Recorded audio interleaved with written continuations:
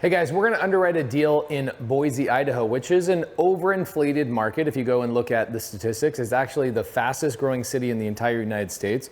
But I had somebody send over a deal to me today. Shout out Nick, thank you so much, out of Idaho. So I'm gonna show you how quick it is to underwrite a deal.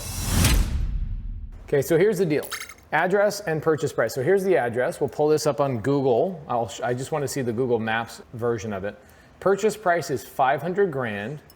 At 5.84% interest. That's a very random interest rate. I don't know what that's about.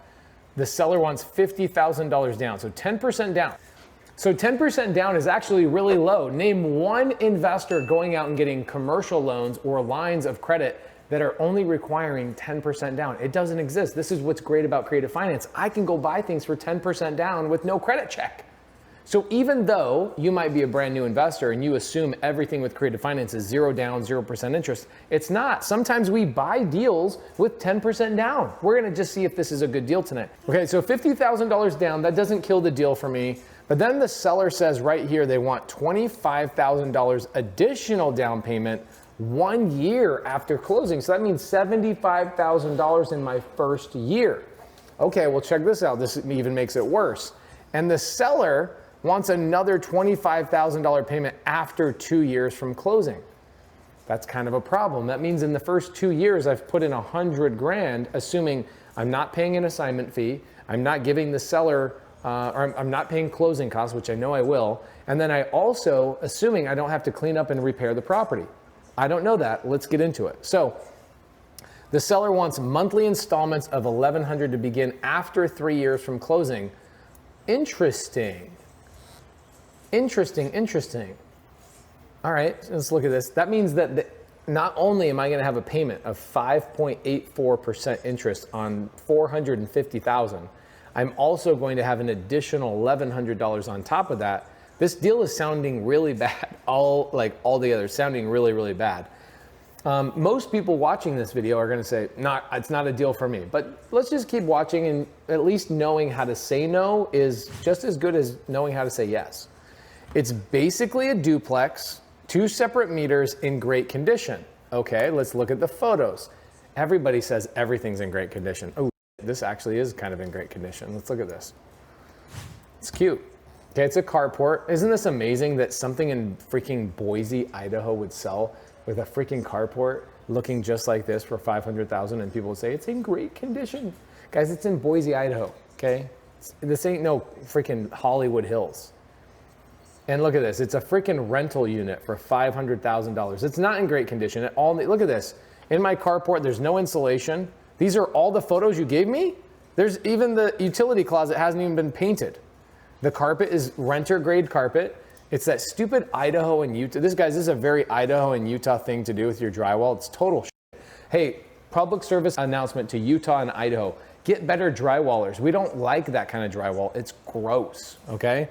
Now, you have a dome light. They don't even have a freaking ceiling fan in the house, and they've got renter grade carpet, really cheap. Everything's cheap. And it looks like crappy kitchen. Okay, great. So here's how I underwrite a creative finance deal, okay? I'm gonna look at a couple of things. If you guys haven't seen this video already, there's a video on our YouTube channel of why do people buy real estate. It's a really great video and it blocks these things out. So number one, what's the number one reason why people buy real estate? Is cash flow. Now, you'll see that most real estate investors are gonna be looking for a 12% cash on cash return minimum. So that means if you put in $10,000 as your total cost into the deal, then at the end of the year, you wanna make sure you have a $1,200 return. That's 12% cash on cash return. Pretty simple. If you don't understand that, you gotta go back to 3rd grade, okay? I put in 10 grand, a year later I have $1,200, that's a 12% cash on cash return.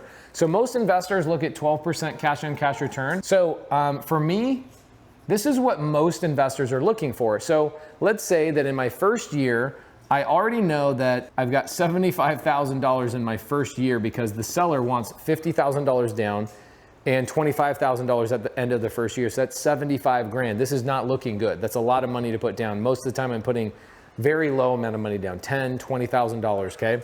So $75,000 down, plus just because I give the seller 75 grand doesn't mean I own the property. I have to pay for closing costs. So let's put $5,000 of closing costs in there. And then I already know that the person sent the deal to me wants $15,000 assignment fee. So guys, this is not looking good.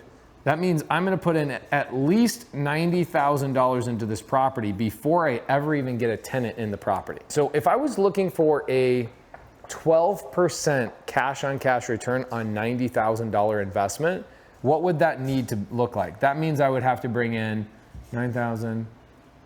It would have to be $10,800 would be 12% cash on cash return.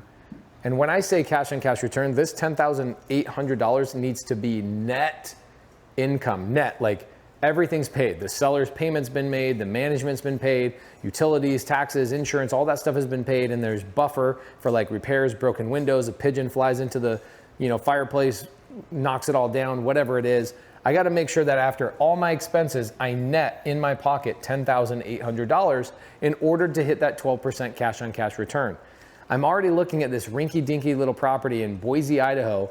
Do I think this property is gonna net me $10,800? I don't know, but I would tell you $10,800 is the minimum cash flow that I would need in order to even look at this deal any deeper. So that's step one. What's my cash on cash return? It would have to be $10,800. So let's go back over here. Okay, I don't care about the interest rate. I don't care about the term. I don't care about any of that stuff. The first thing I want to look at is cash on cash return. So they say it's a duplex, and I kind of feel like I don't have enough details. Okay, let's see. Let's pull it up. Oh man, this is such a piece of shit. This is why Boise, if there's a market correction, Boise, you guys are gonna get your ass beat. There's no possible way that you guys are gonna be okay. I'm just telling you. How is it that this house right here is selling for $500,000 with $90,000 down? There's no rental income whatsoever that's gonna give me that in return. Look at this. So they're like, it's basically a duplex. Okay, so where's the duplex? Is it this little shed right here, or is it this dog shed right here? Where's the duplex? So this is the main house, okay, and this is what they call the duplex. Okay, so this is great. We're learning a lot, right? We're looking at the deal, right? People say, how do you underwrite a deal? I'm gonna show you. So we're gonna go over to bankrate.com. I go to their mortgage calculator. They have a really good mortgage calculator. And let's figure out what our payment would be, because by the way, the wholesaler who sent this deal to me, they didn't tell me what the payment's gonna be to the seller. They're gonna make me do the work. If you're gonna send me a deal that the seller is interested in seller finance, then send me what my payment's going to be so I can figure out my cash on cash return without doing the work. So check it out. I'm gonna go punch into the mortgage calculator. Let's make this a little bit bigger. $500,000, and I'm gonna put down 10%. 30 years, interest rate was what, 5.84, which was super weird. So check it out, look at my monthly payment. You look at this, it breaks it down, property tax, insurance, HOA fees, there's no HOA fees there, so $3,046 a month. All right, now we have something to talk about, okay? So that means if I have a payment to the seller of $3,046 a month for the $500,000 purchase, okay? $3,046 per month is my monthly payment. All right, cool. So in order for me to net $10,800 a year on this for a 12% cash on cash return, I've got to bring at least $3,000 a month in, okay?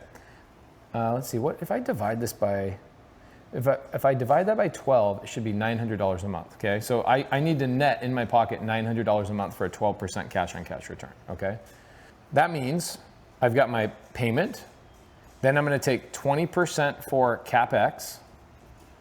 Okay, what is 20% of CapEx? CapEx means capital expenditures, things that are gonna come up during the duration of me owning it. It's gonna cost me 20% a year to maintain this property. So that means 20% per month. So that's an extra $600 a month that I have to worry about. Now, is it gonna be $600 every single month? No, sometimes it'll be one air conditioning unit per year might be $6,000, or the hot water heater and the carpet, or what have you. Those things sometimes build up, and you might not spend any of that money until year two, and then when year two comes around, You spend $12,000 fixing the roof, the hot water heater, and the air conditioning unit. So you got to make sure you're putting anywhere between 15 to 20% of your income to the side. Okay, so that's $600 a month is what you're going to have to put to the side. Okay, so $3,000 a month is my payment. I definitely have at least $600 a month that I'm going to be putting to the side. Now that means if I want to make my $900 per month, I've got to be able to rent this property out for $3,000 at least, $600 for the CapEx, and $900 for my cash on cash return. So that would be $1,500. So I've got to rent that thing out for $4,500 a month roughly in order to hit my minimum 12% cash on cash return. All right, let's look at this. So let's check it out. So let's go to Rentometer. Here, watch me sign up for this, guys. I spend money to give you guys value. I'm spending $200 on this YouTube video just to give you guys a silly answer, okay? All right, so let's pull up the address. Boise, Idaho, Hawthorne Drive. Make this a little bit bigger for you. All right, look back, smart. Okay, rent. I don't know what the rent is. You tell me what the rent is, you dumbass. Okay, so I bet you, I don't even, okay. If you're a wholesaler and you send me a deal and you make me guess how many bedrooms and bathrooms this is why buyers stop replying to you, is because you make me do your job. Do you want me as a customer? Do you want me as a customer? Do you want me buying your stuff? Or do you want me going through and doing your job? But you still want me to pay you $15,000 assignment fee for doing your job? Do your damn job. Give me the bedroom, bathroom count. Hot damn.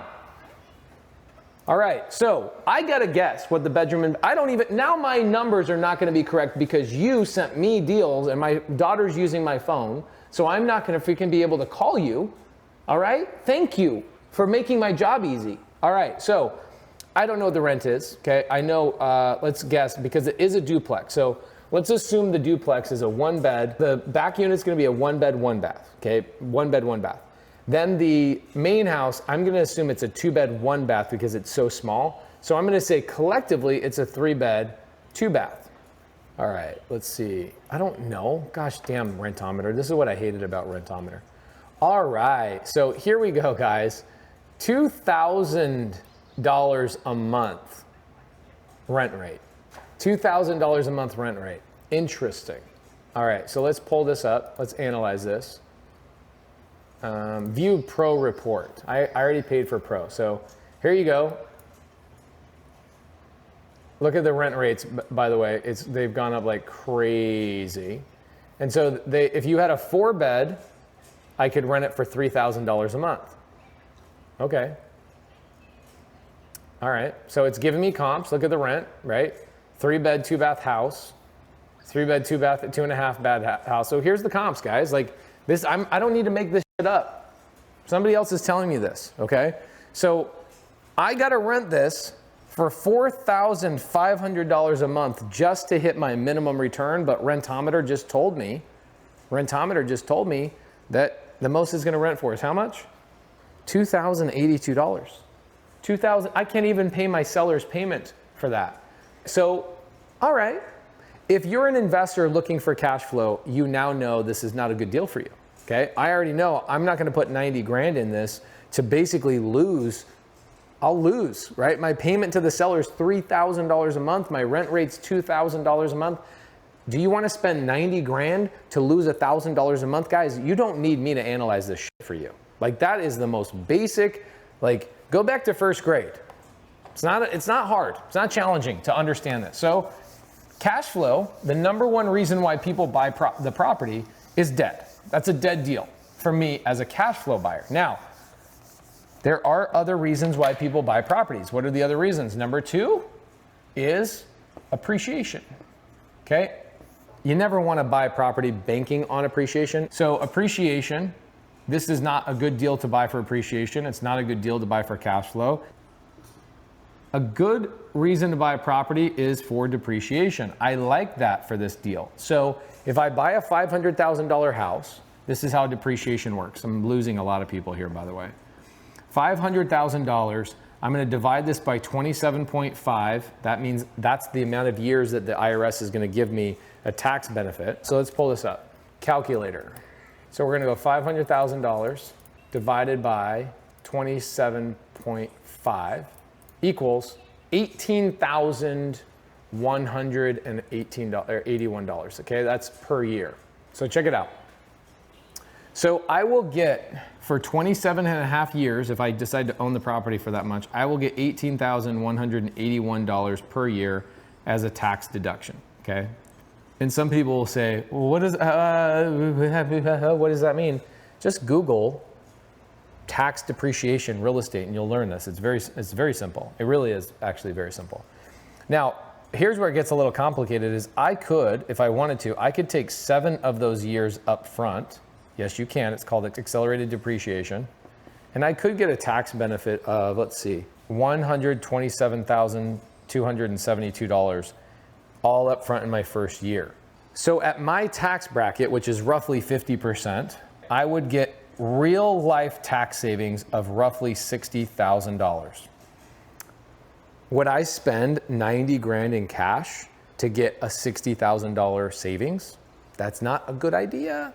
So also, depreciation is dead. That's not a good deal, depreciation. Okay, the other reasons why people buy properties in real estate is because the mortgage pay down, okay?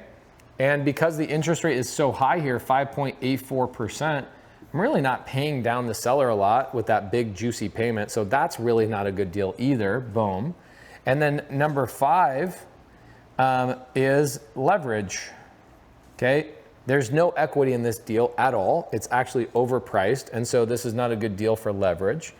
The next one is inflation hedge. This kind of goes in line here, is that I don't think this is a good move here, so I'd say no. And then the 7th reason I buy properties, because of the story I can tell about that property.